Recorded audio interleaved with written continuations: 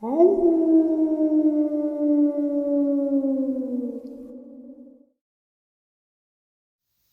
and salutations, everyone. I hope everyone is still well, and welcome to today's bonus. Before we jump into it, a couple quick links. As many of you know, I rely on Patreon, PayPal, channel membership, and the merch to help the channel to continue to grow and go. Links to Patreon, PayPal, and channel membership is in the description below. Merch displayed directly under the video. Also, Dogman Frightening Encounters, Volume 1 through 3, the audiobook versions. They were written and researched by Tom Lyons, narrated and produced by me, Jeff Nadolny. Those audiobooks are available on Audible, Amazon, and iTunes, links to which are also in the description as well. And finally, last but definitely not least, if you'd really like to help support the channel to continue to grow and go, simply subscribe. It doesn't cost a cent. Click the like button, takes half a second. If you don't want to miss out on any of the informative uploads I put out daily, click that bell icon, and folks, please leave a comment and share the video. Why? Well, because all of these things really do help this channel to continue to grow and go. They definitely do matter, and they are appreciated. And now, everyone, I have taken far too much of your time. Let's jump in to today's bonus, shall we? All right, everybody, tonight I have a subscriber with us. His name is Jeremy. He is going to share a couple of encounters, things that he has had happen to him with us tonight. I'm very thankful that Jeremy found some time out of his day to come on. Jeremy, how are you? I'm doing good, sir. How are you? I'm very well, and I appreciate you taking time out of your day to share your experiences with us. Oh, I'm glad to be on. I mean, I love your show. I listen to you all the time. Well, I guess I'll just jump right into it. My first encounter, I was about 85. I was about 12 years old. I lived on my grandfather's farm and dirt roads, and grandfather had a four-wheeler, and I got to ride it all the time. My cousin lived about 2 miles down the road, and I went to go see my cousin. And so I jumped on the four-wheeler and took off. And about a half a mile down the road, I stopped the four-wheeler because I saw a deer. And being young like that and grew up hunting and stuff like that, I always just loved seeing how big the rack are on these things. Well, anyway, I had stopped four-wheeler, turned it off because I didn't want to scare it. And I was sitting here watching the deer, and it was to the left of me. And I heard something to the right in the woods, and it was loud enough. I mean, limbs and stuff like that on the ground were being snapped in two, and that caught my attention. Of course, we had bobcats and stuff there. This was in Arkansas, and it kind of spooked me a little bit. And so I started the four-wheeler up, and I started going down the road. Well, as I was going down the road, I started hearing something run beside me, and it was keeping up with me. And being 12, by myself, so I kind of hit the gas on the four-wheeler and started going a little faster. Well, this thing was constantly staying up with me. The faster I went, it was just like right there on my right-hand side. And I look over trying to see what this thing was. And at the time, I had no idea what I was looking at, but it looked like a big dog. It never looked at me. It just right there in the tree line. It was staying with me, and I couldn't make out what it was, and because I've never seen it before. And well, anyway, I just gunned it, and eventually it quit chasing me. I got to my uncle's house, and I told him that a big wolf was following me. And my uncle told me, well, we don't have any wolves around here, and he just kind of took it to my imagination. And I was petrified to go back to my grandpa's. I guess about 2 hours went by before I was willing to go back. Well, when when I got back on that road, I gunned it. That four-wheeler, I gave it everything it had. And I finally got back to my grandpa, and I told my grandpa what happened. And he acted like he believed me to a point, but he never really said anything. And he kind of just blew it off. But I could tell that he knew something was out there. Well, a couple of nights later, I was in my room and I heard something hit the side of the house, and it was a fairly bright, the moon was fairly bright that night. And I looked out my window and I saw a shadow, and it was just kind of profiling the window. And it looked like what I saw out in the woods. And I was petrified. I was frozen solid. I tried screaming, and I just couldn't get nothing to come out. Well, then the head, it turned its head and was looking in the window. Of course, my room was dark, and then I heard it sniff. Well, anyway, after I heard it sniff, I started screaming. And as I started screaming, it disappeared. My grandfather come running in there, and I told him there was something outside the window. So he got his gun and he went outside, but he never saw anything. And that was my very first experience with the Dogman. Now, when I was out in the woods by myself, because that's just where I lived, every once in a while, I would feel like I was being watched. I knew all the local animals because I pretty much hunted everything there was. And, but every once in a while, I'd just get this scared feeling that I was being watched. And I never saw anything during those times. And I would always book it back out of the woods. Well, about a month after the window incident, I was outside. It was starting to get dark, and I was around my grandpa's farm.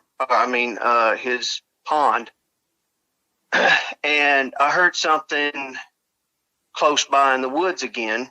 Of course, my grandpa had cattle and stuff like that, so I thought maybe it was his cattle, and so I didn't really pay any attention to it. And then I heard a howl. But the howl was like really, really close, and that scared me. So I ran back into the house, and that was pretty much my experience there when I was young. And then about a few years ago, I think about 2 years ago, I had a buddy of mine. He was working on a dairy farm, and the farmer was having some cattle that started coming up missing, mostly calves. And they had found a calf that was tore up, and they thought, there was just a predator around, but they never did see what was around. They never could catch anything. Well, he told me that there were some big wolf prints, is what they thought they were. So I told him, I said, "Do you mind if I come out there and take a look?" And so I went out there, and he showed me the spot where they had found the calf at, and showed me the print. and it was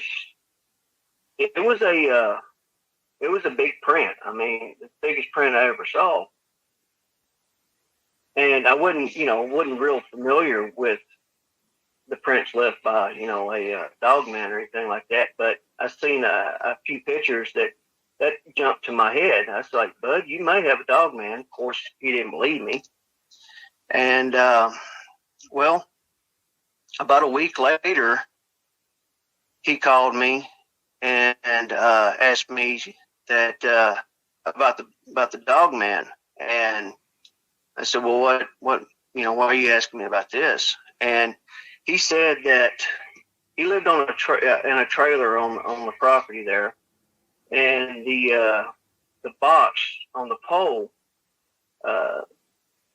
started fizzing and popping and stuff. So he looked out his back door, and the box, he lost power. And well, anyway, his boss, they fixed it. And the next night, while he was at work, his wife called him and told him that there was something that hit the side of the trailer in the backside, because there was about 35 feet and there was tree line. Well, she was there by herself and something hit the trailer, and she saw what looked like a big dog looking in the window at her. And well, anyway, so that scared her. And so he called me, and I went out there to stay the night with him, because he was starting to get convinced of the Dogman. And while we were sitting around talking and stuff like that, and started hearing popping and carrying on, and he was like, that's the box outside. And so we opened the back door up and looked outside, and the box was fine.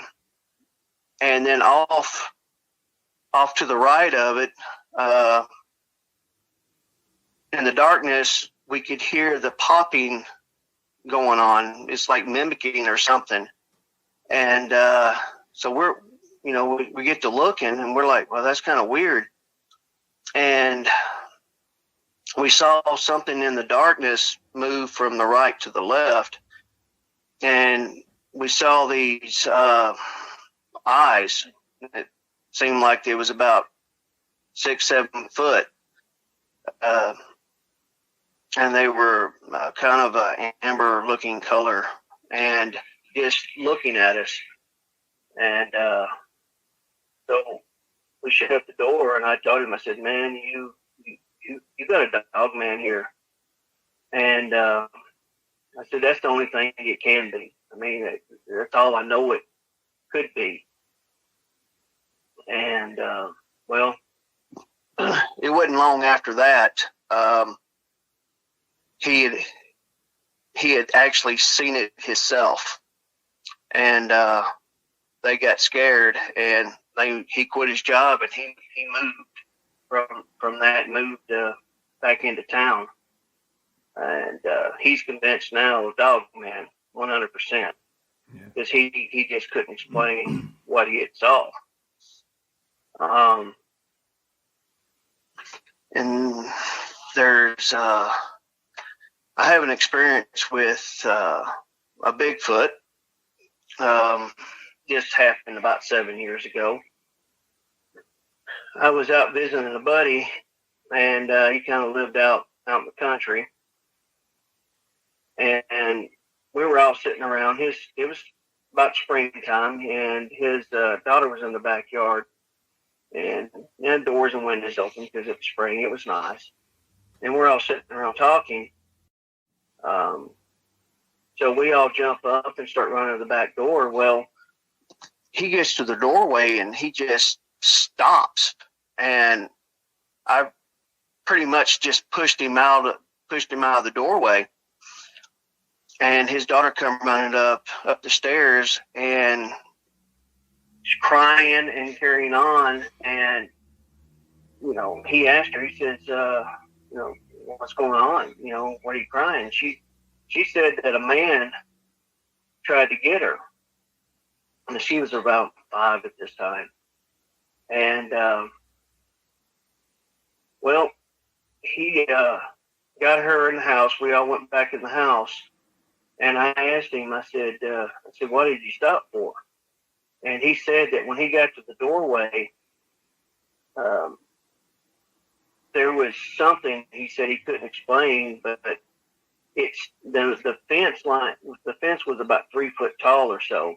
He said when he got to the doorway that he saw this thing step over the fence line and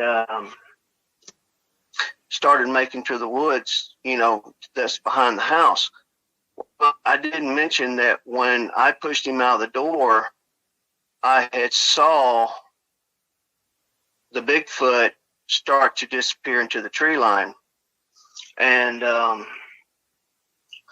anyway, so after he kind of calmed down and got his daughter calmed down, we went behind the fence line to pretty much just, see where this thing was at.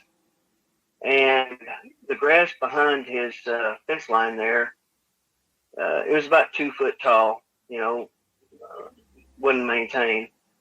But you could see it was about 3 foot from the fence on the other side there, where something was set down, squatted down. It had pushed all that grass down, and I mean, it was like it was huge, that area where it was at. And we noticed that there was grass that was down about 6 foot away. And then we noticed another part of the grass that was pushed out. So we go over there and start looking. And this Bigfoot, it smashed the ground down. Of course, they had never seen anything like that before. And that was the first time I'd ever encountered a Bigfoot myself. And we're talking 15 inches long and probably 4 or 5 inches wide, that this thing had pushed the grass down as it had disappeared into the tree line. And he went back and he got guns for all of us, and we started heading off into the tree line. And we never saw anything, but we probably walked about a quarter of a mile into the woods there, looking, but it was gone. But that was that was the first time, that I'd ever actually encountered a Bigfoot. Yeah, definitely a Sasquatch there. It's crazy that he kind of stopped dead in his tracks. Obviously he had seen something, and that's when you were telling me, I was like, he must have saw it then. That's crazy. Yeah.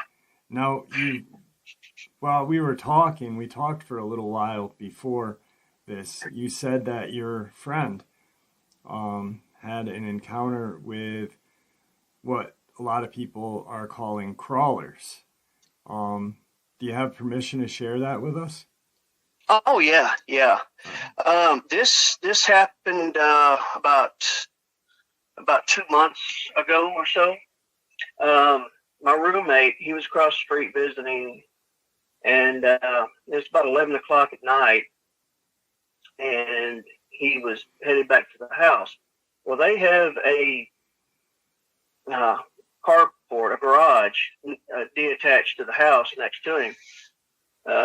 And he was walking out, and he heard something on the roof, and he had a flashlight with him, and he looked up, and he saw a head and a shoulder. And what he described it to me was it was pale white. It had two black eyes. It had two where the nose is supposed to be, there was 2 black dots. And he said he saw it, they looked at each other's eyes there. And then a second later, it was gone. And it had him freaked out. I mean, he didn't move from that spot. He said he stood there probably 10 minutes just looking and seeing if there was any, what it was.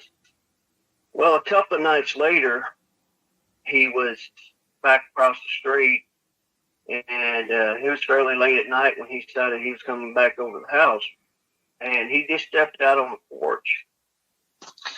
And he looked over here at the house, and in front of my car in the driveway, he saw this thing looking at him through my windshield, and it moved over to the driver's side, and I have a motion light, and when it got over to that side, my motion light came on, and he got a better look at this thing.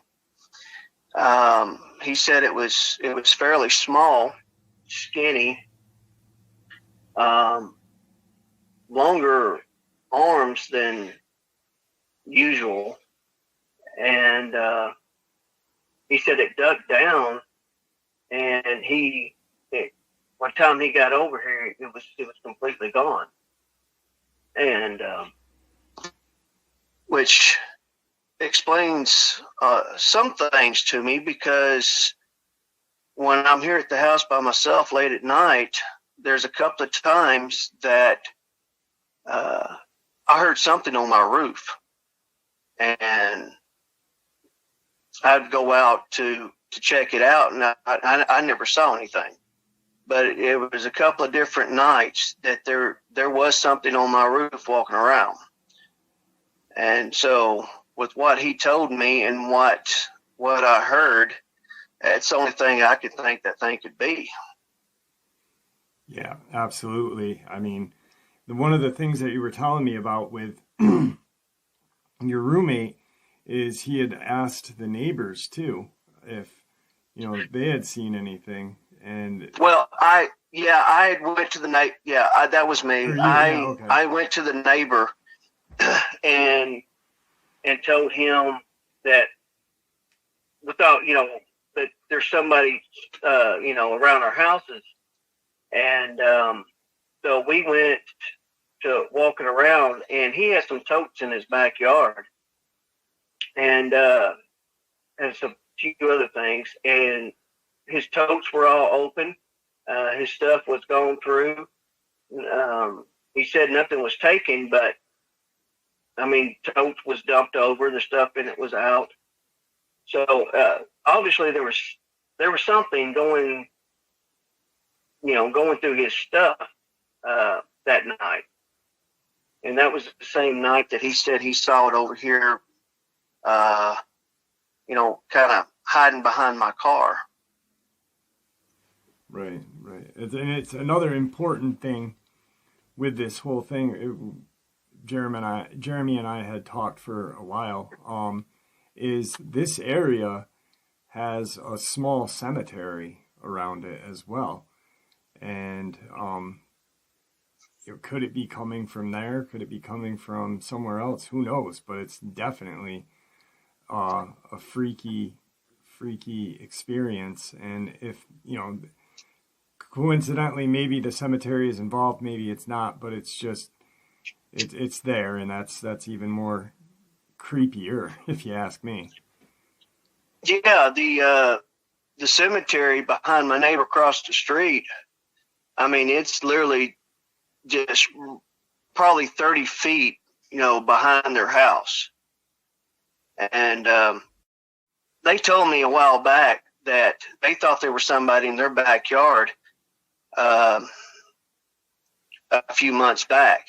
They never saw anything, but they said that it looked like something was back there in the back part of their yard. They just briefly saw it, and it was gone.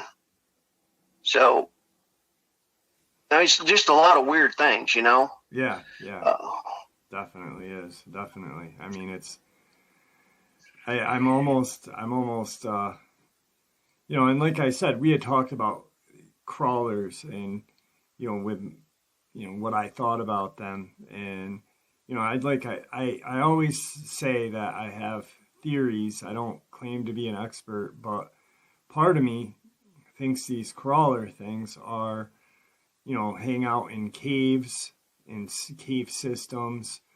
And I asked if there was any caves in your area, and you said, yeah, you're not really sure where they are. But it makes sense because these things are seen at night, very often seen at night. And maybe they're on the hunt. They've got a very weird colored skin and odd eyes. So, I mean, part of me wants to think they're like a nocturnal cave species of some sort. I mean, who knows until we find one in real life and put it on a table and cut it open. yeah. So, I mean, if there's anybody out there that, really into these things, if you got any information, I mean, please share, because I'm at lost on these things. I would kind of like to know what's around this area, and I just, like I said, these things, I don't know anything about them. Right. But I don't think too many people do either. I mean, I don't think there's a lot of information available out there. But like I said to you, I'm gonna kind of dive into that and check it out a little bit, because this encounter with or experience with these things kind of piqued my interest. I mean, you've been alone home at night hearing something on your roof. It's spotted by your roommate on your neighbor's roof. I want to figure out if there's a correlation with the cemetery as well. Just all in all, an interesting batch of experience that you've shared with us tonight, and I really appreciate it. Yeah, you're welcome. Like I said, I know my stories aren't like some of your, you guests you have on, but those are just mine, Mm-hmm. I don't share them with too many people, but I feel comfortable with your show, and obviously there's other people on here that seen these things and are willing to share. So was I. Yeah, absolutely. And I'm gonna ask you guys in the comment section if you guys have any information about what his roommate experienced. If you guys could shed some light on that in the comment section, maybe we can come to some sort of conclusion or have a good idea of, yes, it's a crawler, but if anybody has any good theories or anything else, please share it in the comment section. I'd really appreciate it, and I'm sure Jeremy would too. Oh yes, I would. Especially if it happens again, I want to know what I can do. Yeah, if I'm all by myself. Absolutely. Well, it was great having you on. Is there anything that you'd like to say to everybody before we end the interview? Yeah. If you had an experience and you're unsure, if you want to share it, do you think people will think you're crazy? Don't. Because the only way that these are going to come out to light is if we share our stories. And there's a lot of people who are just curious about these things, and it just helps everybody. Absolutely. Well, thank you for coming on. I really appreciate it. Yeah, thank you, sir. And there you have it, folks. I hope you all enjoyed today's bonus as much as I enjoyed sharing it with you. I'd like to thank you for supporting the channel. It is your support that helps the channel to continue to grow and go, and what gives us all a place and a chance to share our experiences and theories judgment-free. Everyone is simply treated with the respect we deserve. Stay safe, happy, healthy, and ever vigilant, keeping an eye on our children, pets, family, and our friends. These creatures are real, they are out there, and dangerous. Share this information with those you love and care about, and it may just help save their lives someday. Until next time, never stop asking questions, never stop searching for the truth, and God bless.